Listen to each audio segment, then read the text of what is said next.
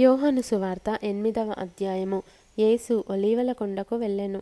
తెల్లవారగానే యేసు తిరిగి దేవాలయంలోనికి రాగా ప్రజలందరూ ఆయన యొద్దకు వచ్చిరి గనుక ఆయన కూర్చుండి వారికి బోధించుచుండెను.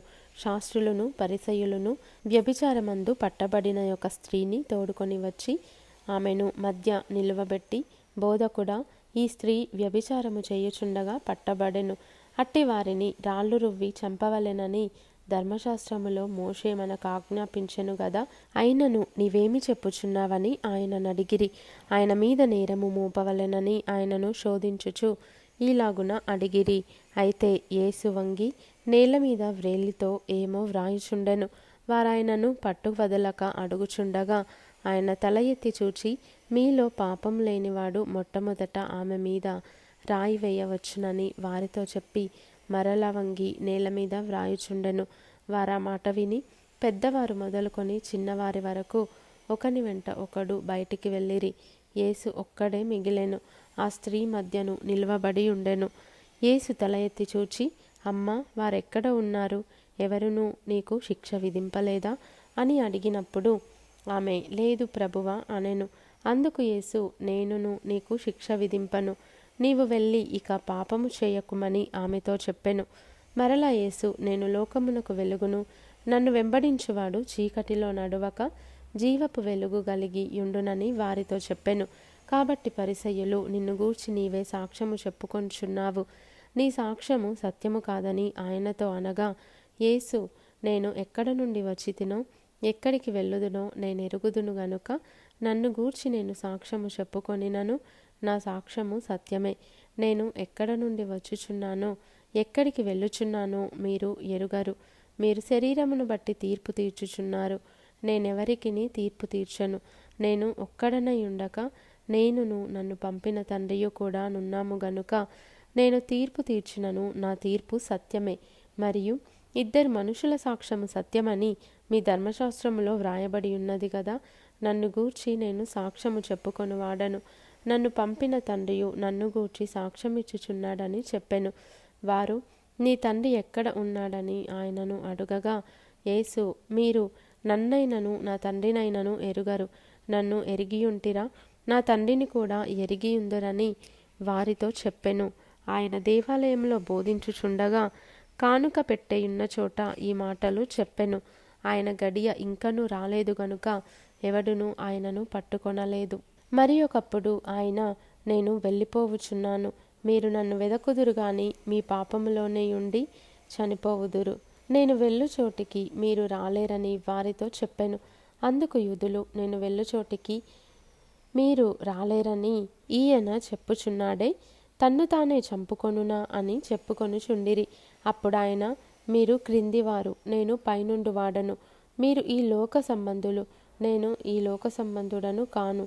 కాగా మీ పాపములలోనే ఉండి మీరు చనిపోవుదురని మీతో చెప్పి తిని, నేను ఆయననని మీరు విశ్వసించని ఎడల మీరు మీ పాపంలోనే ఉండి చనిపోవుదురని వారితో చెప్పాను.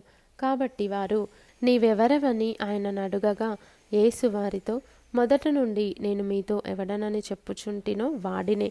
మిమ్మును గూర్చి చెప్పుటకును తీర్పు తీర్చుటకును చాలా సంగతులు నాకు కలవు గాని నన్ను పంపినవాడు సత్యవంతుడు. నేను ఆయన యొద్ద వినిన సంగతులే లోకమునకు బోధించుచున్నానని చెప్పెను. తండ్రిని గూర్చి తమతో ఆయన చెప్పెనని వారు గ్రహింపకపోయిరి. కావున యేసు, మీరు మనుష్య కుమారుని పైకెత్తినప్పుడు నేనే ఆయనననియు నా అంతట నేనే ఏమీయూ చేయక తండ్రి నాకు నేర్పినట్టు ఈ సంగతులు మాట్లాడుచున్నాననియు మీరు గ్రహించెదరు. నన్ను పంపినవాడు నాకు తోడయున్నాడు. ఆయనకిష్టమైన కార్యము నేనెల్లప్పుడూ చేయుదును గనుక ఆయన నన్ను ఒంటరిగా విడిచిపెట్టలేదని చెప్పెను. ఆయన ఈ సంగతులు మాట్లాడుచుండగా అనేకులు ఆయన యందు విశ్వాసముంచిరి. కాబట్టి యేసు తనను నమ్మిన యూదులతో, మీరు నా వాక్యమందు నిలిచిన వారైతే నిజముగా నాకు శిష్యులై ఉండి సత్యమును గ్రహించెదరు. అప్పుడు సత్యము మిమ్మును స్వతంత్రులనుగా చేయునని చెప్పగా వారు, మేము అబ్రహాము సంతానము, మేము ఎన్నడూనూ ఎవనికిని దాసులమై ఉండలేదే, మీరు స్వతంత్రులుగా చేయబడుదురని ఏల చెప్పుచున్నావని ఆయనతో అనిరి. అందుకు యేసు, పాపము చేయు ప్రతివాడును పాపమునకు దాసుడని మీతో నిశ్చయముగా చెప్పుచున్నాను, దాసుడెల్లప్పుడూ ఇంటిలో నివాసము చేయడు, కుమారుడెల్లప్పుడూ నివాసము చేయును. కుమారుడు మిమ్మును స్వతంత్రులనుగా చేసిన ఎడల మీరు నిజముగా స్వతంత్రులై ఉందురు. మీరు అబ్రహాము సంతానమని నాకు తెలియను, అయినను మీలో నా వాక్యమునకు చోటు లేదు గనుక నన్ను చంపవెదకుచున్నారు. నేను నా తండ్రి యొద్ద చూచిన సంగతులే బోధించుచున్నాను. ఆ ప్రకారమే మీరు మీ తండ్రి యొద్ద వినిన వాటినే జరిగించుచున్నారని వారితో చెప్పెను. అందుకు వారు ఆయనతో, మా తండ్రి అబ్రహామనిరి. యేసు, మీరు అబ్రహాము పిల్లలైతే అబ్రహాము చేసిన క్రియలు చేతురు. దేవుని వలన వినిన సత్యము మీతో చెప్పిన వాడనైన నన్ను మీరిప్పుడు చంపవెదకుచున్నారే. అబ్రహాము అట్లు చేయలేదు, మీరు మీ తండ్రి క్రియలే చేయుచున్నారని వారితో చెప్పెను. అందుకు వారు, మేము వ్యభిచారము వలన పుట్టిన వారము కాము, దేవుడొక్కడే మాకు తండ్రి అని చెప్పగా, యేసు వారితో ఇట్లనెను, దేవుడు మీ తండ్రి అయిన ఎడల మీరు నన్ను ప్రేమింతురు. నేను దేవుని యొద్ద నుండి బయలుదేరి వచ్చి ఉన్నాను, నా అంతట నేనే వచ్చి ఉండలేదు, ఆయన నన్ను పంపెను. మీరేళ్ళ నా మాటలు గ్రహింపకున్నారు? మీరు నా బోధ విననేరకుండుట వలననే గదా. మీరు మీ తండ్రియగు అపవాది సంబంధులు. మీ తండ్రి దురాశలు నెరవేర్చగోరుచున్నారు. ఆది నుండి వాడు నరహంతకుడై ఉండి సత్యమందు నిలిచినవాడు కాడు, వాని అందు సత్యమే లేదు. వాడు అబద్ధమాడునప్పుడు తన స్వభావము అనుసరించియే మాటలాడును. వాడు అబద్ధికుడును, అబద్ధమునకు జనకుడునై ఉన్నాడు. నేను సత్యమునే చెప్పుచున్నాను గనుక మీరు నన్ను నమ్మరు. నాయందు పాపమున్నదని మీలో ఎవడు స్థాపించును? నేను సత్యము చెప్పుచున్న ఎడల మీరెందుకు నన్ను నమ్మరు? దేవుని సంబంధి అయిన వాడు దేవుని మాటలు వినును. మీరు దేవుని సంబంధులు కారు గనుకనే మీరు వినరని చెప్పెను. అందుకు యూదులు, నీవు సమరయుడవును, దయ్యము పట్టిన వాడవును అని మేము చెప్పుమాట సరియే గదా అని ఆయనతో చెప్పగా, యేసు, నేను దయ్యము పట్టిన వాడను కాను, నా తండ్రిని గనపరచువాడను. మీరు నన్ను అవమానపరచుచున్నారు. నేను నా మహిమను వెదకుటలేదు.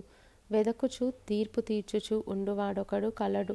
ఒకడు నా మాట గైకొనిన ఎడల వాడెన్నడును మరణము పొందడని మీతో నిశ్చయముగా చెప్పుచున్నానని ఉత్తరమిచ్చెను. అందుకు యూదులు, నీవు దయ్యము పట్టిన వాడవని ఇప్పుడెరుగుదుము.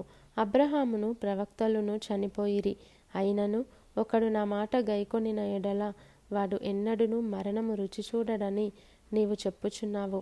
మన తండ్రి అయిన అబ్రహాము చనిపోయెను గదా, నీవతని కంటే గొప్పవాడవా? ప్రవక్తలును చనిపోయిరి, నిన్ను నీవెవడవని చెప్పుకొనుచున్నావని ఆయననడిగిరి. అందుకు యేసు, నన్ను నేనే మహిమపరచుకొనిన ఎడల నా మహిమ వట్టిది.